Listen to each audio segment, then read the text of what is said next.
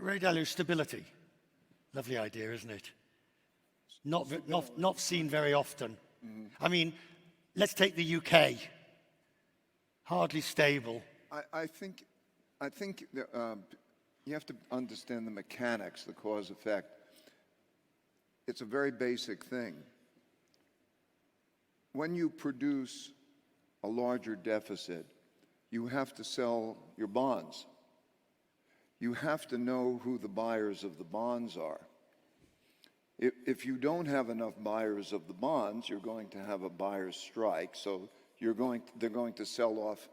And this is, I think, what happened in the UK is a canary in the coal mine. That if you take what's happening in Europe as a whole, the level of interest rates relative to the level of the inflation rates, and the terrible choice that has to be made about if you raise interest rates, what does that mean to Italy's debt service payments?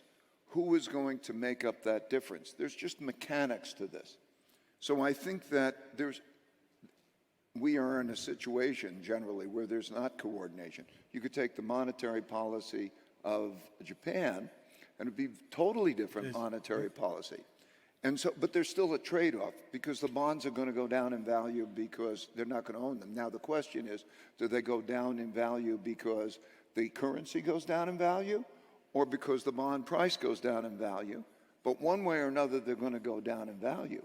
And so the interest rate, the interest rate now with all of this debt and how it's been structured when all money was free and interest rates were low, now an interest rate that is high enough to deal with inflation and also high enough to provide an adequate return for the bond investor is too high of an interest rate for the debtor.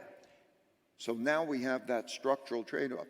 And the dominoes are falling in a very, very classic way. For example, if you take high-yield investing, they were called high yield before they were, and therefore risky, before you had an interest rate change. Now you had the risk-free rate go up to 4%, and you have the credit spreads go up to 5%. Now they have a 9% interest rate. That won't work for those. So they are going to they're going to be the first ones to go, and you have this series of dynamics. That's the mechanics. And the fall of the dominoes has started? Yeah, you can see the fall of the domino starting. You could see it as like, who has the cash? How much cash do you have that are going to get you through? Are you going to have a year or two or three, or don't you have the cash? So I can go on at length, but each of those dominoes, and the dominoes usually fall in the same kind of ways, and they're falling in the same kind of ways. Jamie mentioned they're 9 months. That's a reasonable time frame. If you take a look at the cash flows and you watch those things, that's what it looks like.